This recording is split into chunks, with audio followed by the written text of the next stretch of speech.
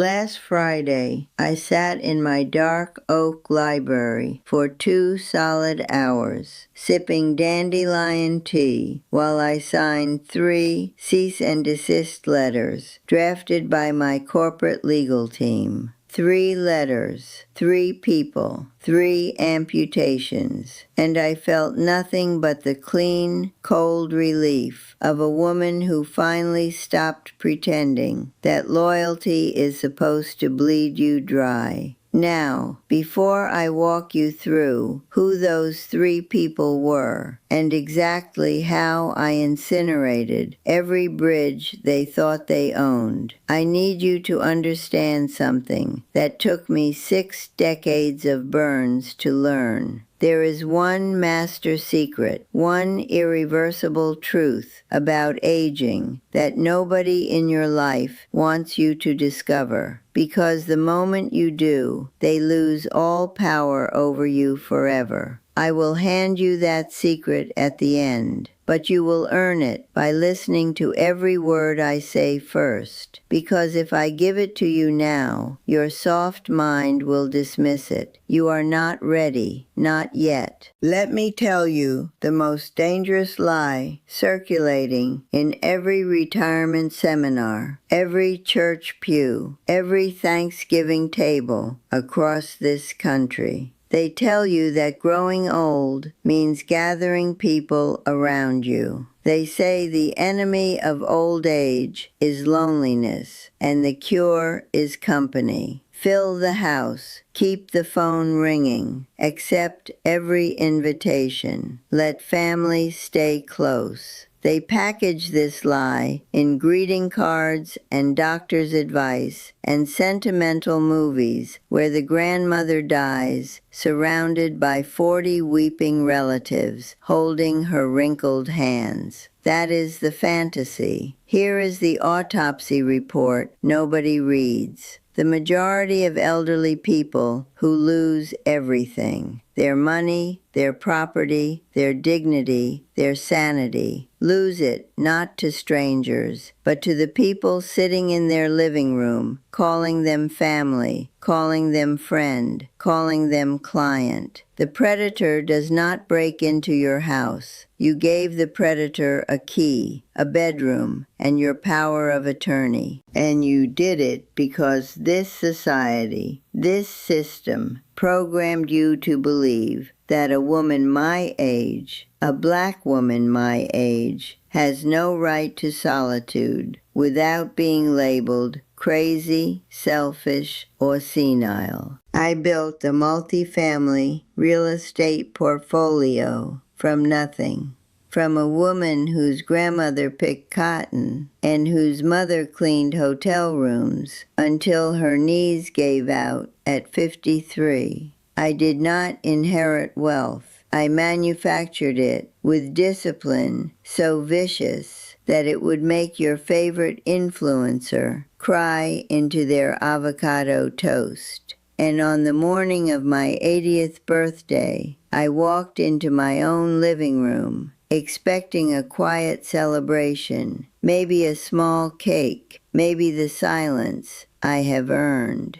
What I found instead was an ambush, a tactical intervention orchestrated by 3 people who had decided that my sovereignty was an obstacle to their financial survival. They sat there, in my chairs, on my floors, breathing my air, with folders and rehearsed smiles, and the audacity to suggest I was too fragile to manage my own empire. One of them even pointed to a slight hoarseness in my voice. I had a cold, nothing more, as clinical evidence that my mind was slipping. They wanted my fiduciary signing power. They wanted the keys to my kingdom. And they had been planning this heist for months while eating my food and sleeping under my protection. Let me introduce you to the first archetype you need to eliminate from your life before it is too late. I call him the blood leech. His real name is Samuel. He is my younger brother. He is 72 years old, and he has spent 50 years treating our shared bloodline like a personal ATM. Samuel has filed for bankruptcy 3 times. 3 failed logistics businesses, each one more reckless than the last, each one followed by the same phone call to me, the same trembling voice, the same script. We are family. We are all we have. You cannot turn your back on your own blood. He weaponized racial solidarity like a surgeon. In our community, cutting off family is treated as treason. The system designed it that way. Keep the black family tangled together in mutual obligation so that the one who rises can never fully escape the ones who refuse to build. Samuel knows this. He exploits it with the precision of a con artist. Except his con is wrapped in holiday dinners and childhood photographs. Every dollar I ever loaned him evaporated into incompetence, and every time I hesitated to write the next check, he would look at me with our mother's eyes and say, "You would let your own brother starve?" No, I would let my own brother learn. But the system says that makes me heartless. The system says a black woman who protects her wealth instead of distributing it to every drowning relative is a traitor to her people. I rejected that verdict decades ago, but Samuel kept filing appeals in the court of guilt. At that ambush on my birthday, Samuel delivered a rehearsed monologue about our family legacy. He talked about our parents, about struggle, about how we owe it to each other to keep the bloodline strong. What he meant was, sign over control so I can liquidate your commercial lot in downtown Atlanta and cover my latest disaster. He did not even have the decency to be original. He has given this same performance at every family crisis for 30 years, adjusting the tiers like a thermostat depending on how much money he needs. But before I tell you how I neutralize Samuel permanently, you need to meet the second predator, because he is the one your generation trusts the most, and that trust is why you are losing. The second archetype is the paternalistic professional. His name is Thomas Vance, 62 years old, white, educated, my fiduciary advisor and accountant for 15 years. Thomas never raised his voice. He never insulted me directly. He did something far worse. He slow-walked my sovereignty with a plasticized patience designed to make me feel like a child being managed by a tolerant schoolteacher. Every time I issued an order to transfer assets offshore, Thomas would delay. Every time I made an investment decision, Thomas would question it with that particular brand of condescension that white men reserve for black women who dare to command rooms. He would tilt his head, furrow his brow, and say, "Are you sure about that?" with the same inflection you would use to ask a toddler if they really want to touch the hot stove. His fees were exorbitant. He profited from the inertia of my capital. Every month my money sat still, Thomas collected. Motion threatened his revenue, so he treated my ambition like a disease to be managed.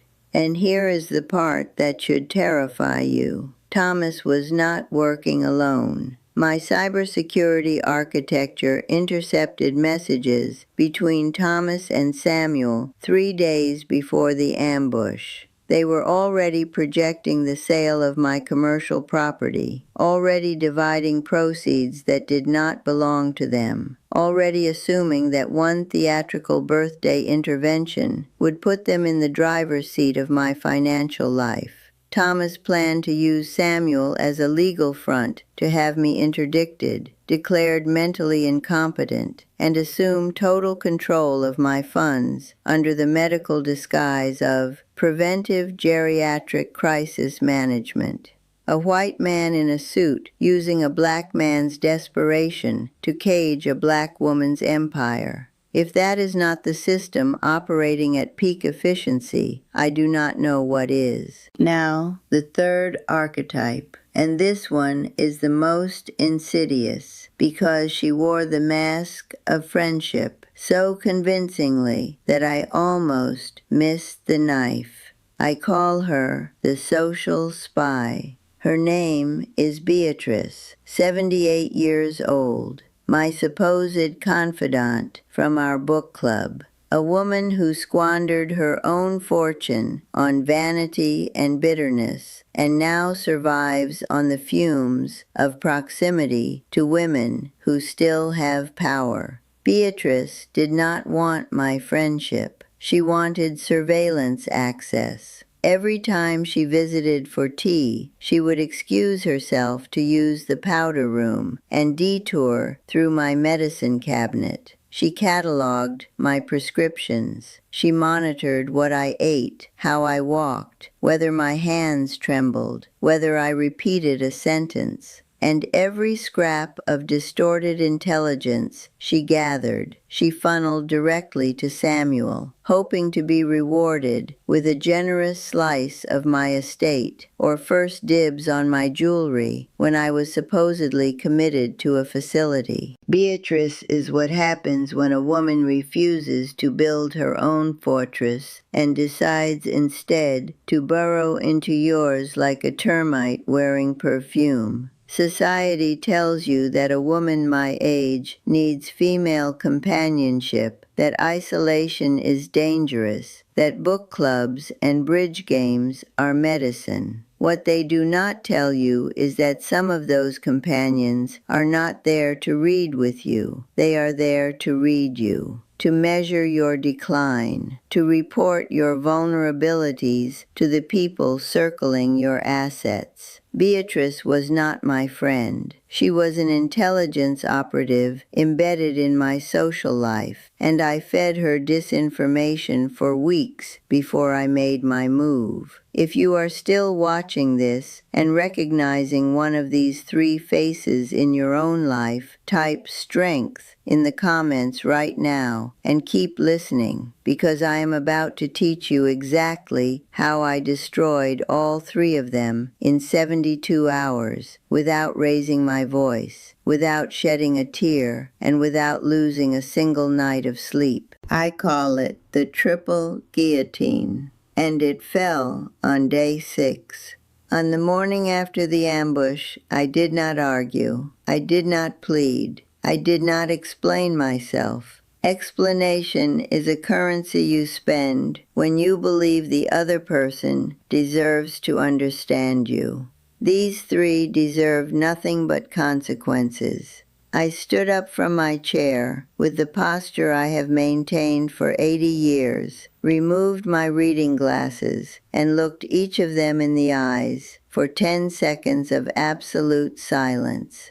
Not because I was searching for words, because I was letting them feel, for the first and last time, the full weight of a woman they had catastrophically underestimated. Then I gave them 60 seconds to leave my property before my silent panic system alerted the police for trespassing and attempted coercive fraud. They left. They thought it was over. It was just beginning. Thomas received his termination notice the next morning, attached to a forensic audit order executed by my new legal team, and reported directly to the Federal Regulatory Commission for attempted geriatric extortion. His operating licenses were frozen before lunch. 15 years of carefully constructed professional reputation disintegrated in a single morning because he thought an 80-year-old black woman would not have the infrastructure to fight back. He thought wrong. The system taught him that women like me crumble. The system forgot that some of us were forged in fire so hot that crumbling is not in our molecular composition. Samuel received something more elegant and far more devastating. I created a blind dynasty trust with what I call a radiative clause. The structure is simple and merciless. If Samuel contacts me, sets foot in my zip code, or attempts to access any of my records, the University Trust Fund I have been secretly financing for his grandchildren is immediately liquidated and donated to charity. I did not just cut Samuel off. I turned his own bloodline loyalty against him. He cannot touch me without destroying the futures of the children he claims to love. He will spend the rest of his years calculating whether his greed outweighs his grandchildren's education. That calculation will consume him, and I will sleep perfectly. Beatrice received the quietest destruction.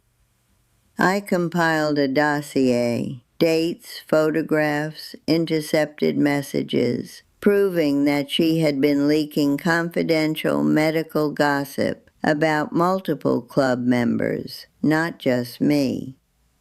I submitted it to the board of our social organization. Her expulsion was unanimous and immediate. In the circles where Beatrice needs to breathe, she is now radioactive. No luncheon, no gala, no charity board in Atlanta will seat her. I did not just remove her from my life. I removed her from the ecosystem that sustains her identity. She is now exactly what she feared becoming, invisible, irrelevant, and alone. The difference between her solitude and mine is that mine is a fortress. Hers is a grave. Now let me tell you something about what happened to my body during those 72 hours of warfare, because this is where most people my age die. Not from the betrayal itself, but from the biological avalanche that betrayal triggers. The human body was not engineered to absorb simultaneous treachery from family, finance, and friendship without collapsing into inflammatory crisis. For most people in their 80s, that level of acute stress reactivates dormant viruses, spikes cortisol to cardiac arrest thresholds, and shreds immune function like wet paper. I know this because I studied it. I prepared for it. While Samuel and Thomas and Beatrice were conspiring in their little group chat, I was engineering my cellular architecture for war. I doubled my intake of high-purity liposomal phosphatidylserine, a tactical molecule that aggressively blocks cortisol receptors in the hippocampus, keeping working memory and cold decision-making immune to manufactured panic. I dropped my bedroom temperature to 64 degrees to guarantee deep, slow-wave sleep. I deployed L-ergothioneine to shield my DNA from the oxidative shrapnel of their anxiety. While my 3 predators were developing hypertension and chronic insomnia from the terror of my retaliation, losing years off their lives in a single week, I was sleeping like a woman who had just cleaned her house of vermin, because that is exactly what I did. You want to know something that would make Samuel vomit if he understood it?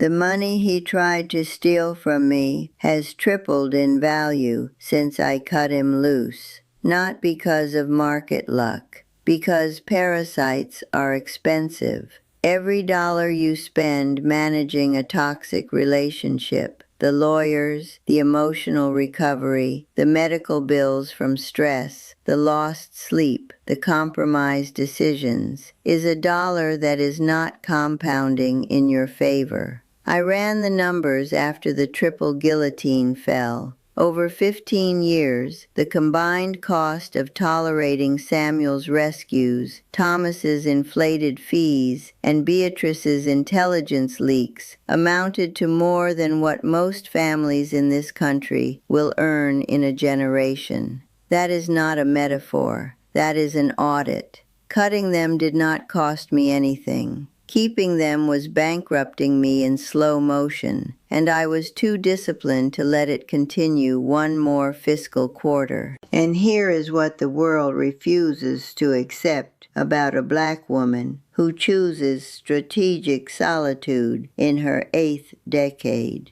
They call it isolation. They call it bitterness. They call it the sad ending. But my blood pressure is lower today than it was at 65. My cognitive function is sharper than most people half my age. My portfolio is growing in jurisdictions that Samuel cannot spell and Thomas can no longer access. My mornings are silent, and that silence is not emptiness. It is the sound of sovereignty. It is the sound of a woman who stopped performing the role that the system assigned her. I am not the sacrificial matriarch bleeding out for ungrateful relatives. I am not the compliant client nodding along to a white man's condescension. I am not the lonely old woman grateful for any company, even company that is cataloging her decline. I am the architect of my own fortress, and the drawbridge is up permanently. Now you sat through this entire lesson. You earned the master secret. Here it is, and I need you to burn it into whatever is left of your survival instinct. The secret is this. The people you are most afraid to cut off are precisely the people who are most expensive to keep. Read that again in your mind.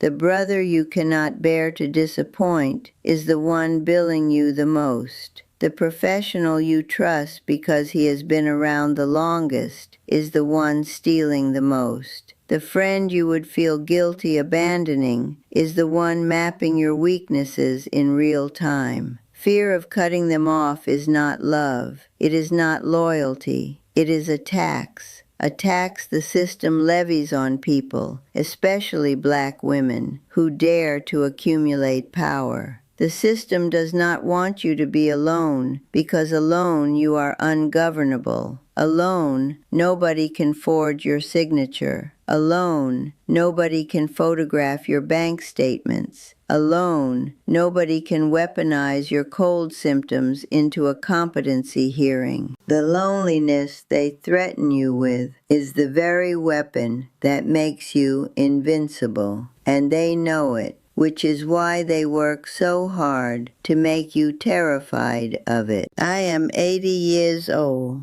I have buried friends, outlived enemies, and fired every parasite who ever mistook my generosity for weakness. My library is quiet. My tea is hot. My accounts are untouchable. And the 3 people who tried to dismantle me on my birthday are now spending their remaining years dealing with the consequences of underestimating a woman who learned long before they were born that the most powerful word in any language is no. You have 2 choices right now. You can close this video, go back to your comfortable delusions, and keep funding the people who are drafting your destruction while you sleep. Or you can comment below with the name of the archetype, the blood leech, the paternalistic professional, or the social spy that you recognize in your own life and start building the guillotine tonight. I am not asking you to be cruel. I am asking you to survive,